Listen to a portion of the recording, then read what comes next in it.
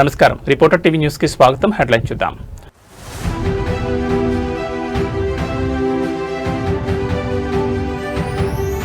రాష్ట్రంలో భారీగా ఐఏఎస్ అధికారుల బదిలీలు, ఒకేసారి 45 మందికి స్థానచలనం.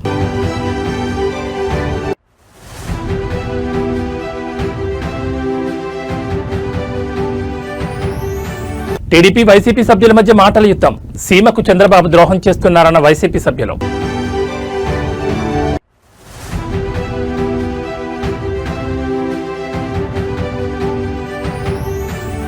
మెంబర్షిప్ టు లీడర్షిప్, నేటి నుంచి జనసేన సభ్యత్వ నమోదు కార్యక్రమం.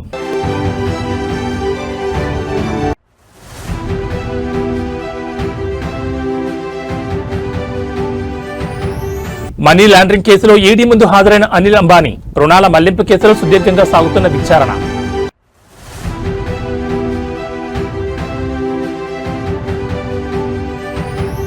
టీమిండియాకు చావో రేబో, నేడే జింబాబ్వేతో కీలక సమరం. డీటెయిల్స్ చూస్తే తెలంగాణలో భారీగా ఐఏఎస్ బదిలీలు చోటు చేసుకున్నాయి. ఈ మేరకు రాష్ట్ర ప్రభుత్వం తాజాగా ఉత్తర్వులు జారీ చేసింది. ఏకంగా 45 మంది ఐఏఎస్లను బదిలీ చేసింది ప్రభుత్వం. పంచాయతీరాజ్ శాఖ స్పెషల్ సీఎస్ గా సంజయ్ కుమార్, ఎస్పీడీసీఎల్ సీఎండీగా జితేష్ వి పాటిల్, కొత్త డిస్కమ్ సీఎండీగా ముషారఫ్ ఫారూఖీ, ఇరిగేషన్ శాఖ ప్రిన్సిపల్ సెక్రటరీగా ఈ శ్రీధర్, ఐటీఎన్సీ శాఖ ప్రిన్సిపల్ సెక్రటరీగా ఎన్ శ్రీధర్, ఫైనాన్స్ శాఖ సెక్రటరీగా గౌరవ్ ఉప్పల్ నియమించింది. అలాగే డిజాస్టర్ మేనేజ్మెంట్ స్పెషల్ చీఫ్ సెక్రటరీగా ఎం తానకిషోర్, జనరల్ అడ్మినిస్ట్రేషన్ శాఖ ప్రిన్సిపల్ సెక్రటరీగా రాహుల్ బొజ్జా, మహబూబ్ నగర్ కలెక్టర్గా బి విజయేంద్ర, కరీంనగర్ కలెక్టర్గా చిత్రా మిశ్రా, హన్మకొండ కలెక్టర్గా చాహత్ బాజ్పై, భద్రాద్రి కొత్తగూడెం కలెక్టర్గా అంకిత్, యాదాద్రి కలెక్టర్గా అనురాగ్ జయంతి, జనగాం కలెక్టర్గా సందీప్ కుమార్ చూడాను నియమిస్తూ ఉత్తర్వులు ఇచ్చింది. ఫైనాన్స్ శాఖ స్పెషల్ సెక్రటరీగా సిక్తా పట్నాయక్, ట్రైబల్ వెల్ఫేర్ డైరెక్టర్గా బిఎం సంతోష్, లేబర్ స్పెషల్ కమిషనర్గా పమేలా సత్పతి, కోఆపరేటివ్ కమిషనర్గా పిఎస్ రాహుల్ రాజ్, జోగులాంబ గద్వాల జిల్లా కలెక్టర్గా రిజ్వాన్ బాషా షేక్, మహబూబాబాద్ జిల్లా కలెక్టర్గా స్నేహ సబ్రీష్, రాజన్న సిరిసిల్ల జిల్లా కలెక్టర్గా గరీమా అగర్వాల్, వికారాబాద్ జిల్లా కలెక్టర్గా దీపక్ తివారీ, అదనపు కలెక్టర్గా ఉమాశంకర్ ప్రసాద్, మెదక్ జిల్లా కలెక్టర్గా ప్రతిమా సింగ్, మేడ్చల్ జిల్లా అదనపు కలెక్టర్గా ఫైజాన్ అహ్మద్ కు బాధ్యతలు అప్పచెప్పింది.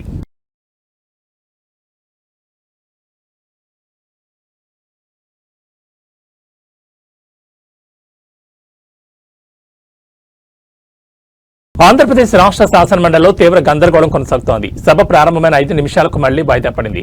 రాయలసీమ లిఫ్ట్ ఇరిగేషన్ పై తెలంగాణ సీఎం రేవంత్ రెడ్డి మాటలకు సమాధానం చెప్పారని వైసీపీ సభ్యులు నినాదాలు చేశారు. తమ సభ్యులు అడిగిన ప్రశ్నలకు సమాధానాలు పూర్తి కాకుండానే మరో ప్రశ్నకు వెళ్లడంపై మండలి విపక్ష నేత బొత్స సత్యనారాయణ తీవ్ర అభ్యంతరం వ్యక్తం చేశారు. సభా సాంప్రదాయాలుంటాయి, ఒక ప్రశ్నకు సమాధానం పూర్తి కాకుండానే మరో ప్రశ్నకు వెళ్లడం సరికాదన్నారు. ఇరిగేషన్ మంత్రి ఉపన్యాసంతో మాకు అభ్యంతరం లేదు, ఆయన ఏదో చెప్పుకున్నారు. రేవంత్ రెడ్డి వాళ్ళ అసెంబ్లీలో మాట్లాడిన మాటలు కట్టుబడి ఉన్నారా లేదా అనే దానికి క్లారిటీ ఇవ్వాల్సిన అవసరం ఉందని బొత్స డిమాండ్ చేశారు. ఈ సందర్భంగా టీడీపీ వైసీపీ సభ్యుల మధ్య మాటల యుద్ధం చెలరేగింది.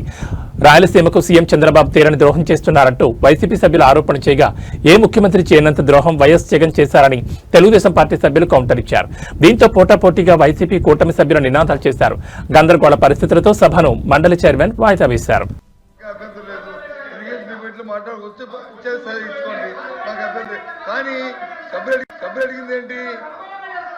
ఏదైతే రేవంత్ రెడ్డి గారు శాసనసభలో చెప్పారో దానికి కట్టుబడి ఉన్నారో లేదా, లేదు దాన్ని వ్యతిరేకిస్తామని చెప్తారా?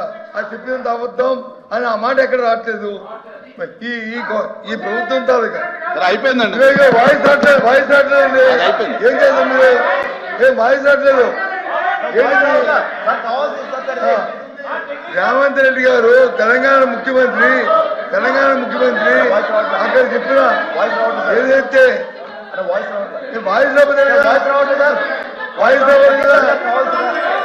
ఏంటిది, తెలంగాణ ముఖ్యమంత్రి గౌరవనీయులు రేవంత్ రెడ్డి గారు తెలంగాణ చెప్తేనే అది వాస్తవం చెప్పనండి. ఫస్ట్ రెండోది ఇరిగేషన్ మినిస్టర్ గారు అన్ని చెప్పారు. సార్ కూర్చోండి, అలోపి గారు కూర్చోండి, అలోపి గారు కూర్చోండి. సార్ సెకండ్ క్వశ్చన్కి వచ్చేసాం.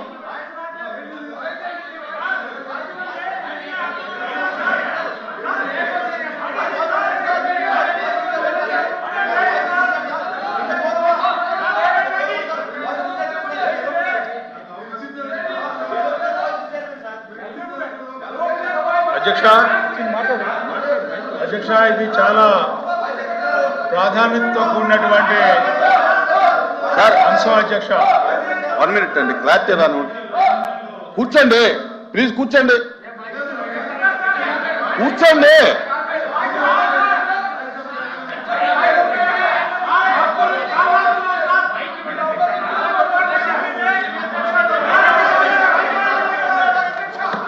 ప్లీజ్ ప్లీజ్ కూర్చోండి.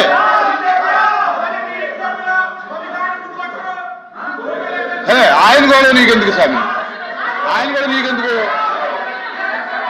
ఆయన కూడా నీకెందుకు.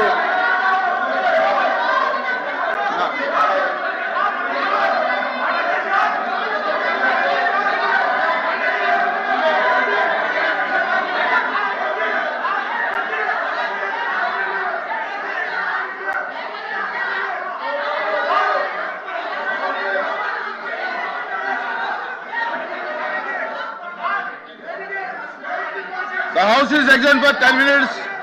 House is నేటి నుంచి జనసేన 3వ విడత క్రియాశీలక సభ్యత్వ నమోదు కార్యక్రమం ప్రారంభం కానుంది. మెంబర్షిప్ టు లీడర్షిప్ నినాదంతో సభ్యత్వ డ్రైవ్ శ్రీకారం చుట్టారు. గత 5 రోజులుగా పిఠాపురంలో విజయవంతంగా కొనసాగుతున్న సభ్యత్వ నమోదు కార్యక్రమం కొనసాగుతోంది. నేటి నుంచి 5 రాష్ట్రాల్లో సభ్యత్వ నమోదు కార్యక్రమాల విస్తరణ చేయనున్నారు. ఆంధ్రప్రదేశ్, తెలంగాణ, మహారాష్ట్ర, తమిళనాడు, కర్ణాటక రాష్ట్రాలను జనసేన టార్గెట్ చేసింది. అయితే పార్టీ ఆవిర్భావ దినోత్సవం లక్ష్యంగా పెట్టుకుని జనసేన సభ్యత్వ డ్రైవ్ నిర్వహిస్తోంది. క్రియాశీలక సభ్యత్వ రుసుము 500 నుంచి 400కు తగ్గించింది. సభ్యత్వ రుసుమును కార్యకర్తల సంక్షేమం, ఇన్సూరెన్స్ కోసం వినియోగించేలా ప్లాన్ చేస్తోంది. సభ్యులకు 5 లక్షల ప్రమాద బీమా సదుపాయం కల్పిస్తోంది. శాశ్వత వైకల్యం కలిగితే 2 లక్షల బీమా, ప్రమాదానికి గురైతే 50,000 బీమా సాయం అందించేలా జనసేన ముందుకు సాగుతోంది.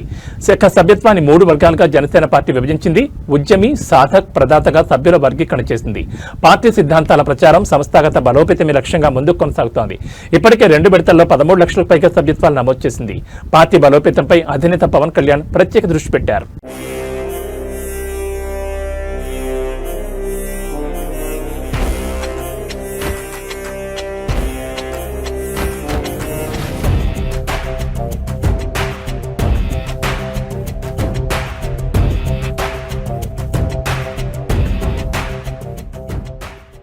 ఈరోజు మంచి రోజు కాబట్టి ప్రెసిడెంట్ గారు ప్రత్యేకంగా మనం ఈ కార్యక్రమాన్ని ఈరోజు ప్రారంభించుకుందాం. మనం అందరం కూడా మన భగవంతుడిని మనం ప్రార్థించుకుంటూ ఆ బ్లెస్సింగ్స్ తోటి ముందుకెళ్లే విధంగా ఈ రోజున ప్రత్యేకంగా మహాశివరాత్రి రోజున ప్రెసిడెంట్ గారు మొట్టమొదటి సభ్యత్వం ఆయనే తీసుకుని 26వ తారీఖు నుంచి మనం రాష్ట్ర వ్యాప్తంగా ఈ కార్యక్రమాన్ని తీసుకెళ్దామని ఖరారు చేశారు. పిఠాపురంలో అందరికన్నా ముందు ప్రారంభిద్దాం, ఒక వారం ముందు. ఎందుకంటే పిఠాపురంలో ఒక కాన్సెప్ట్లో ప్రెసిడెంట్ గారు మన క్యాడర్ని, నాయకత్వాన్ని ముందు నడిపించాలి, వాళ్ళకి ఒక బాధ్యత అర్థం అవ్వాలనే ఉద్దేశంతో అక్కడ కొంచెం కసరత్తు చేయడం జరిగింది. సో అందులో భాగంగా ముందుగా పిఠాపురంలో ఒక వారం రోజుల ముందు మొదలుపెట్టి 26వ తారీఖు నుంచి రాష్ట్ర వ్యాప్తంగా మనం దీన్ని ముందు తీసుకెళ్తాం. మెంబర్షిప్కి మొదటి మెంబర్షిప్ నేను తీసుకుంటాను. సో దానికి మా వాళ్ళు పుస్తకాలు లైబ్రరీలు ఇచ్చేస్తాను. నేను కనీసం 2 కోట్లతో జనసేన మెంబర్షిప్ తీసుకుంటాను. మనం 4 విడతలు చేసాం ఇప్పటివరకు. ప్రతి విడతలో కూడా కనీసం ₹1 కోటి ఇచ్చారు ప్రెసిడెంట్ గారు. సో ఈ రోజున 2 కోట్లు మన సభ్యత్వానికి జనసేన పార్టీ కోసం. అది గొప్ప కార్యక్రమం. నాకేమనిపిస్తుంది, ఇది మన ఇల్లు, మన కుటుంబం. మన కుటుంబంకి నడిపేవాడు వాడు ఇవ్వకపోతే ఎట్లా అనుకుంటాం. ఒక లేనప్పుడు పర్లేదు, పనిచేద్దాం. సినిమాలు ఉన్నాయి, సంపాదిస్తున్నాం కదా.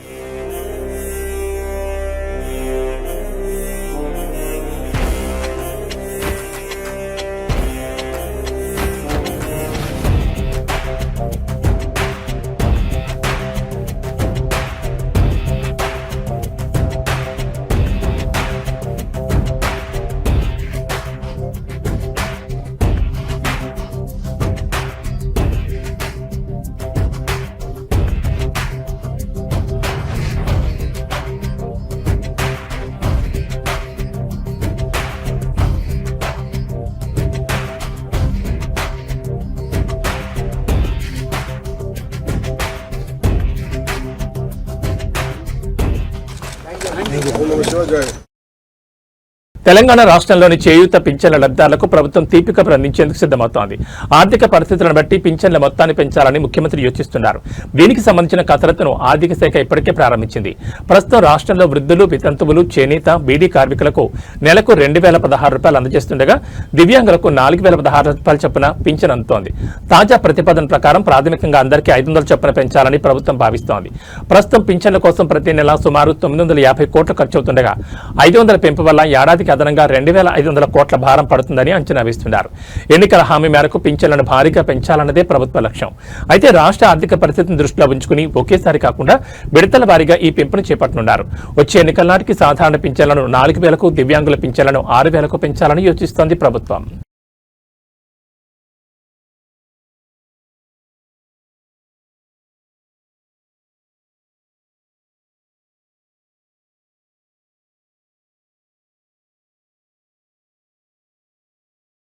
Andhra Pradesh assembly deputy speaker Raghurama Krishna Raju ప్రమాదవశాత్తు గాయపడడం రాజకీయ వర్గాల్లో చర్చనీయాంశమైంది.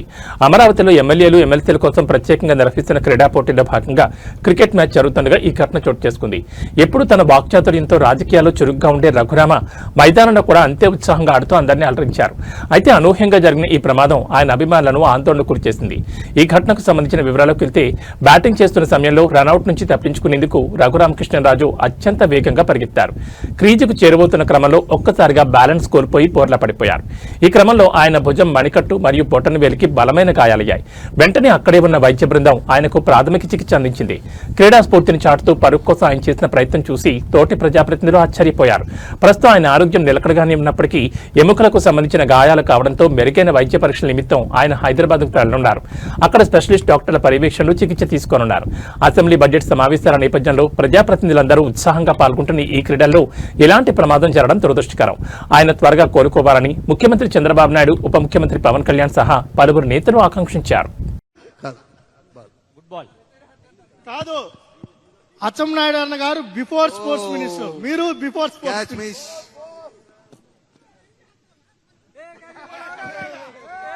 రన్ అవుట్ అయిపోయారు. పుట్టపర్తి పోలీస్ శాఖలో అవినీతి సెగలు రేగుతున్నాయి. రక్షక భటులే భక్షకులుగా మారుతున్నారా అనే అనుమానాలు బలపడుతున్నాయి. పుట్టపర్తి డీఎస్పీ విజయ్ కుమార్, సీఐ మారుతి శంకర్ తనను 30 లక్షలు ఇవ్వాలని బెదిరిస్తున్నారంటూ బాధితుడు మారుతిరెడ్డి విడుదల చేసిన సెల్ఫీ వీడియో ఇప్పుడు రాష్ట్ర వ్యాప్తంగా సంచలనం సృష్టిస్తోంది. తనపై పదే పదే అక్రమ కేసులు బనాయిస్తూ మానసిక వేదన గురిచేస్తున్నారని బాధితుడు ఆ వీడియోలో కన్నీటి పర్యంతమయ్యాడు. రక్షణ కల్పించాల్సిన ఉన్నతాధికారులే లక్షల్లో వసూళ్లకు దిగడంపై సర్వత్రా విమర్శలు వ్యక్తమవుతున్నాయి. ఈ అవినీతి వ్యవహారంపై ఉన్నతాధికారులు స్పందించి సమగ్ర విచారణ జరిపించాలని బాధితుడు కోరుతున్నాడు. అసలు పుట్టపర్తి పోలీస్ స్టేషన్లో ఏం జరుగుతోంది? చట్టాన్ని కాపాడాల్సిన వారే ఇలా వసూళ్ల దందా నడిపిస్తున్నారా అనే ప్రశ్నలు వినిపిస్తున్నాయి. మీడియా మిత్రులకి ముఖ్యంగా నమస్కారం. తర్వాత పుట్టపర్తి ప్రజానీకానికి నమస్కారం. పుట్టపర్తి నియోజకవర్గంలో డిఎస్పీ గారు అయినటువంటి విజయ్ కుమార్ గారు, తర్వాత CI Kotha Cheruvu upgrade police station Maruti Shankar CI గారు ఇద్దరు కలిసి నన్ను, నా కుటుంబాన్ని, తర్వాత నా మిత్రులు కొంతమందిని, వారి కుటుంబాల్ని అక్రమంగా నిర్బంధించి వేధిస్తూ అక్రమ కేసులు పెడుతూ విపరీతంగా టార్చర్ గురి చేస్తూ ఈ గత 20-30 రోజుల నుంచి ఇదే తంతుగా విపరీతంగా వేధిస్తూ మానసిక ఒత్తిడికి గురి చేస్తూ ఇబ్బంది పెడుతున్నారు. ఇందులో భాగంగా నేను ఫోన్లు చేస్తే లిఫ్ట్ చేయరు, మా ఫ్యామిలీ ఫోన్లు చేస్తే లిఫ్ట్ చేయరు, స్టేషన్కి పోతే ప్రాపర్గా రెస్పాండ్ గారు, రానియద్దంటారు. తర్వాత ఎస్పెషల్లీ ఇద్దరు కలిసి నన్ను బెంగళూరుకి పారిపో, నువ్వు ఈ ఏరియాలో ఉండకూడదు, లేకుంటే నీ మీద పీడీ యాక్ట్ ప్రయోగిస్తాం అని చెప్తూ ఇందులో ఇండైరెక్ట్గా 2-3 సార్లు ఆల్రెడీ మమ్మల్ని అక్రమంగా నిర్బంధించిన తరుణంలో లాస్ట్ టైం మా మీద ఒక మర్డర్ అలిగేషన్ కేసు జరిగినప్పుడు సి మారుతి శంకర్ గారు డైరెక్ట్గా నాకు చెప్పడం జరిగింది, నువ్వు ఈసారి జైల్లో నుంచి బయటకు వచ్చిన వెంటనే నువ్వు డబ్బులు 30 లక్షల రూపాయలు, కనీసం 20 లక్షల రూపాయలు నువ్వు డిఎస్పీ గారితో మాట్లాడుకుని ఇవ్వకుంటే నీ మీద పీడీ యాక్ట్ పెట్టేసి బెంగళూరుకి పంపించేస్తాము, లేదా వేరే చోటుకి పంపించేస్తాము, జిల్లా బహిష్కరణ చేస్తాము అని నన్ను నిర్బంధించిన ప్రదేశంలో చెప్పారు. అఫీషియల్గా పోలీస్ స్టేషన్లో ఎంక్వైరీ చేయాల్సిన బాధ్యత వాళ్ళకి లేకుండా ఒక అన్అఫిషియల్గా ఎక్కడో ఒక గోడౌన్లో కళ్ళకు గంతలు కట్టి తీసుకెళ్లి మమ్మల్ని ఎంక్వైరీ చేశారు. సరే, అవన్నీ ఒకవేళ పోలీసు వాళ్ళకి అనుకూలం జరగాల్సిన పరిస్థితుల్లో ఉంటే నేను సహకరించడం జరిగింది. అయినా పోలీస్ వ్యవస్థ మీద ఇంకా నమ్మకం ఉంది కాబట్టి నేను మీడియా మిత్రులకు, ఎస్పెషలీ ఈ మీడియా ద్వారా ఎస్పీ గారికి విన్నవించుకుంటున్నాను. పోలీస్ వ్యవస్థలో చాలా వరకు బాగుంది, కానీ నేను చూసిన పుట్టపర్తిలో ఈ ఇద్దరు మాత్రం కొల్యూజన్తో ప్రజల్ని అనేక విధాలుగా ఇబ్బందులకు గురి చేస్తూ వాళ్ళ కరప్షన్కి గురి చేస్తూ ఎన్నో విషయాలు ఉన్నాయి. అవన్నీ ఇప్పుడు చెప్పుకునే సమయం కూడా కాదు. నా పర్సనల్ మ్యాటర్ మాత్రమే చెప్పుకుంటున్నా. ఎప్పుడు నేను ప్రజా సమస్యలు మాత్రమే మాట్లాడేవాడిని. ఈసారి ఆ గొంతు నొక్కేయాలని ప్రయత్నంతో నా మీద పీడీ ప్రయోగం చేయాలని అక్రమ కేసులు పెట్టి, ఫాల్స్ కేసులన్నీ పెట్టి, కనీసం నన్ను ఎంక్వైరీ చేయకుండా, నన్ను అడగకుండా ఈ విధంగా ఇబ్బందులకు గురి చేస్తున్నారని మీడియా మిత్రుల ద్వారా ప్రజలకు విన్నవించుకుంటున్నాను, వ్యవస్థలకు విన్నవించుకుంటున్నాను.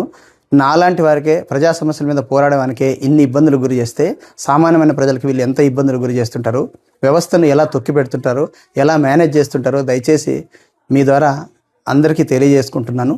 వీరిని ఉపేక్షించకుండా ప్రజలు, వ్యవస్థలు, ఇంటెలిజెన్స్ వ్యవస్థ, మీడియా వాళ్ళు అందరూ కలిసి దీని మీద ఖచ్చితంగా ఆలోచించి వీరి మీద నిఘా వేసి ఇట్లాంటి చీడపురుగుల్ని వ్యవస్థలో ఉండనీయకూడదని చెప్పేసి దయచేసి కోరుకుంటూ విరమించుకుంటున్నాను. Thank you. AP liquor scam కేసులో కీలక పరిణామం చోటు చేసుకుంది. ఈ కేసులో A7 గా ఉన్న ముప్పిడి అవినాష్ రెడ్డి సిట్ అధికారులు ఎదుట లొంగిపోయారు. సుప్రీంకోర్టులో దాఖలు చేసిన ముందస్తు బెయిల్ పిటిషన్ రిజెక్ట్ మంగళవారం అవడంతో విజయవాడలో ఉన్న సిట్ కార్యాలయానికి తన లాయర్తో కలిసి వెళ్లి అధికారులు ఎదుట సరెండర్ అయినట్టు తెలుస్తోంది. గతంలో హైకోర్టులో కూడా ముప్పిడి అవినాష్ కు బెయిల్ రిజెక్ట్ అయింది. జనవరి 29న ఏపీ హైకోర్టు ఇచ్చిన ఉత్తర్వుల్ని సవాల్ చేస్తూ సుప్రీంకోర్టులో పిటిషన్ వేయగా అక్కడ కూడా ఎదురు దెబ్బ తగిలింది. ప్రధాన న్యాయమూర్తి జస్టిస్ సూర్యకాంత్, జస్టిస్ జోయ్ మాల్యా బాగ్చేల నేతృత్వంలో ఉన్న ధర్మాసనం అవినాష్ రెడ్డి తరఫున సీనియర్ న్యాయవాది సిద్ధార్థ దబీ వాదనలు విన్నారు. విదేశాలకు వెళ్లిన వివరాలపై ఆరా తీసిన సీజే సూర్యకాంత్ ఏడాది కాలంగా తన పరారిలోనే ఉన్నాడు కదా అని ప్రశ్నించారు. ఏ కోర్టు అనుమతితో విదేశాలకు వెళ్లారని అడిగారు. చట్టాన్ని ఏమార్చేందుకు ప్రయత్నించి ఇలాంటి వారికి ముందస్తు బెయిల్ ఇచ్చి ఎందుకు రక్షణ ఇవ్వాలని అభిప్రాయపడ్డారు. అరెస్ట్ నుంచి మధ్యంతర రక్షణ ఇచ్చేందుకు సీజే నిరాకరించారు. ఫిబ్రవరి 26న అవినాష్ శ్రీలంక నుంచి వచ్చేందుకు సిద్ధంగా ఉన్నారని, ఎల్ఓసీని ఆపాలని న్యాయవాది కోరగా దానికి కూడా నిరాకరించారు. ముందు అతను లొంగిపోవాలని, ఆ తర్వాతే రెగ్యులర్ లేదా మధ్యంతర బెయిల్ పిటిషన్లను పరిశీలిస్తామని స్పష్టం చేస్తూ తదుపరి విచారణను మార్చి 12కు వాయిదా వేశారు. లిక్కర్ స్కామ్ కేసు నమోదైన తర్వాత ముప్పిడి అవినాష్ రెడ్డి సోదరుడు అరెస్ట్ అయ్యాక అతన్ని కూడా నిందితుడిగా చేరుస్తారని భయపడి విదేశాలకు పారిపోయాడు. ఇటీవల సుప్రీంకోర్టు అతన్ని లొంగిపోవాలని ఆదేశాలు జారీ చేయడంతో మరో దారిలేక సిట్ ఆఫీసులో సరెండర్ అయ్యారు.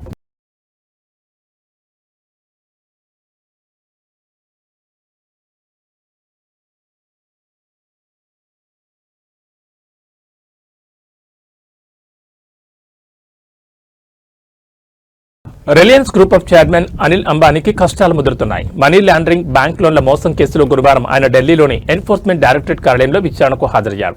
సరిగ్గా ఒక్కరోజు ముందే ముంబైలోని ఆయన విలాసవంతమైన నివాసం అబోర్డ్ను ఈడీ జప్తు చేయడం గమనార్హం. ముంబైలోని పాలీహిల్ ప్రాంతంలో ఉన్న 17 అంతస్తుల ఈ భవనం విలువ సుమారు 3,716 కోట్లుంటుందని అంచనా. రిలయన్స్ కమ్యూనికేషన్ సంస్థకు సంబంధించిన బ్యాంకు రుణాల మళ్లింపు, నిధుల దుర్వినియోగం ఆరోపణలపై 60 ఏళ్ల అనిల్ అంబానీని అధికారులు రెండో విడత విచారించారు. ఒకప్పుడు ప్రపంచ కుబేర్లలో ఒకరిగా ఉన్న అనిల్ అంబానీ గత 2 దశాబ్దాలుగా తన వ్యాపార సామ్రాజ్యంలో వరుస నష్టాలు ఎదుర్కొంటున్నారు. విద్యుత్ నుంచి రక్షణ రంగం వరకు విస్తరించిన ఆయన వ్యాపారాలు ప్రస్తుతం దర్యాప్తు సంస్థల నిఘాలో ఉన్నాయి. తాజాగా ఈడీ జరిపిన ఈ ఆస్తుల అటాచ్మెంట్ మరియు సుదీర్ఘ విచారణ పారిశ్రామిక వర్గాల్లో చర్చనీయాంశంగా మారింది. ముఖేష్ అంబానీ తమ్ముడుగా అందరికీ తెలిసిన అనిల్ ఇప్పుడు తన ఉనికిని కాపాడుకునేందుకు న్యాయపరమైన పోరాటం చేస్తున్నారు. ఈ కేసులో తదుపరి చర్యలు ఎలా ఉంటాయనేది ఇప్పుడు ఉత్కంఠగా మారింది.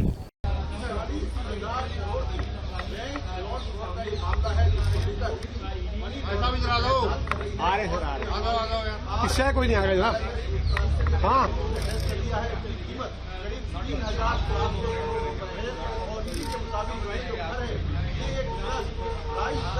को ट्रांसफर किया गया था और ये इसलिए किया गया था ताकि जो घर के ऊपर लॉन है वो लॉन लेकिन इसी ने बड़ी कार्रवाई करते हुए वाली हिल्स में उनका घर है उसको भी अटैच कर दिया। ईडी ने अब तक इस पूरे मामले में भाई आगे बढ़ जा। आप देख सकते हैं कि ये अनिल अंबानी है जो ईडी की पूछताछ में शामिल होने के लिए ఇజ్రాయెల్ కు ప్రధాన స్నేహితుడు మోదీ అని ఇజ్రాయెల్ ప్రధాని బెంజమిన్ నెతన్యాహు పేర్కొన్నారు. భారత్ను మోడీ అత్యంత వేగంగా అభివృద్ధి చేస్తున్నారని, మోడీ తమకు స్నేహితుడి కంటే ఎక్కువని అభివర్ణించారు. భారత్ ఇజ్రాయెల్ మధ్య అనుబంధాన్ని మాటల్లో వర్ణించలేం. ఇరు దేశాల ప్రజల మధ్య సహృద్భావ సంబంధాలు. భారత్ 150 కోట్ల మంది ప్రజలున్న అతిపెద్ద దేశం. భారత్తో వాణిజ్య ఒప్పందాలు రెట్టింపయ్యాయి. అదేవిధంగా భారత్తో సన్నిహిత సంబంధాలు 3 రెట్లు పెరిగాయి. ఇరు దేశాలు ప్రాచీన నాగరికత ఉన్న దేశాలు. అనేక రంగాల్లో మన మధ్య సోదరభావం ఉంది. భారత్ ప్రపంచంలోని అత్యంత శక్తివంతమైన దేశమని నెతన్యాహు పేర్కొన్నారు. అంతకుముందు కూడా ఇజ్రాయెల్ పార్లమెంట్ స్పీకర్ మోదీని ప్రశంసిస్తూ మాట్లాడారు. మోడీ పాలన భారత్కు స్ఫూర్తిదాయకమని, భారత్ను సమూలంగా మార్చడంలో ఆయన కీలక పాత్ర పోషించారన్నారు. అదేవిధంగా వ్యవసాయం, మౌలిక సౌకర్యాల పరంగా భారత్ను అగ్రస్థానంలో నిలిపారని, అత్యంత వేగంగా అభివృద్ధి చెందుతున్న దేశంగా భారత్ను నిలిపారని పేర్కొన్నారు. I know you know this, but I want to make sure that everyone knows this. In the First World War, when we were still under Ottoman occupation, those who helped us liberate this country, the British Army, in which there were Jewish fighters, including Jabotinsky, with the 1st Jewish Battalion, but also brave Iranian soldiers and commanders who fought like lions in the battle against Haifa for the liberation of Haifa. The forces were pushed back, and who stormed forward, gave their lives? Indian commanders. We never forget that too. They gave their lives for us.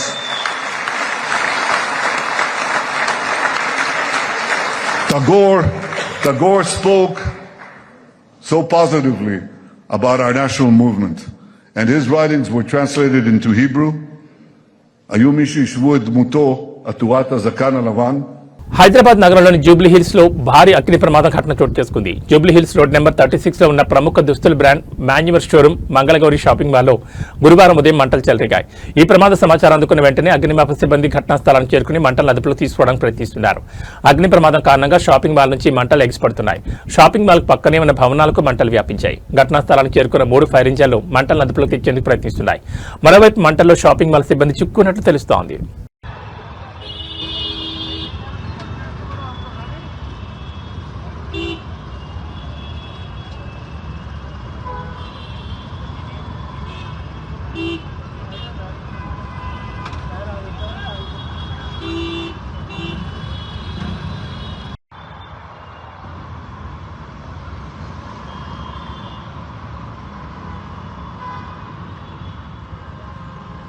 Chhattisgarh Bijapur జిల్లా ఇంద్రావతి ప్రాంతంలో బలగాలకు మావోయిస్టులకు జరిగిన ఎదురు కాల్పులో 2 మావోయిస్టులు మృతి చెందారు. ఘటనా స్థలం నుంచి మృతదేహాలతో పాటు భారీగా ఆయుధాలు స్వాధీనం చేసుకున్నట్లు అధికారులు తెలిపారు. ఈ ఘటన జంగలా పోలీస్ స్టేషన్ పరిధిలోని ఇంద్రావతి నదీ ప్రాంతంలో జరిగిందని జిల్లా ఎస్పీ జితేందర్ యాదవ్ తెలిపారు.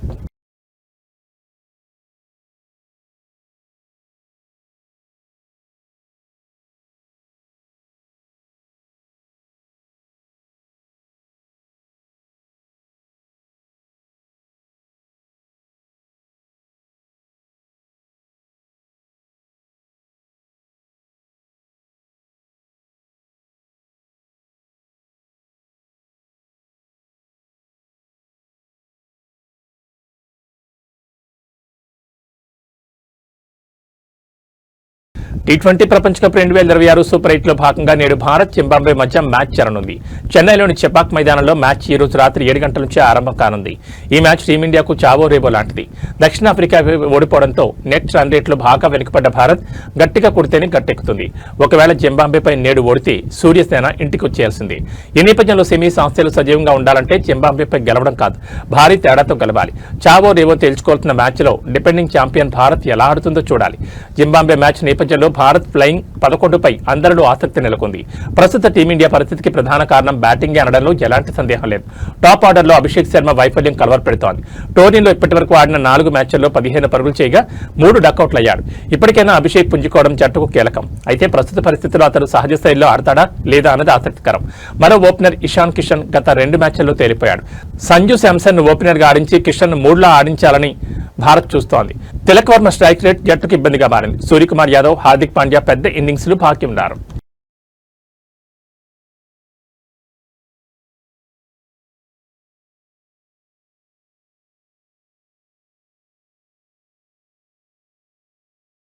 Tollywood most admired couple Vijay Deverakonda, Rashmika Mandanna ఎట్టకేలకు ఒక ఇంటివారయ్యారు. గత కొంతకాలంగా వీళ్ళిద్దరి ప్రేమ పెళ్లిపై జరుగుతున్న ప్రచారాన్ని తెరదించుతూ ఈ ఉదయం రాజస్థాన్లోని ఉదయ్పూర్ వేదికగా ఈ జంట వివాహ బంధంలోకి అడుగుపెట్టారు.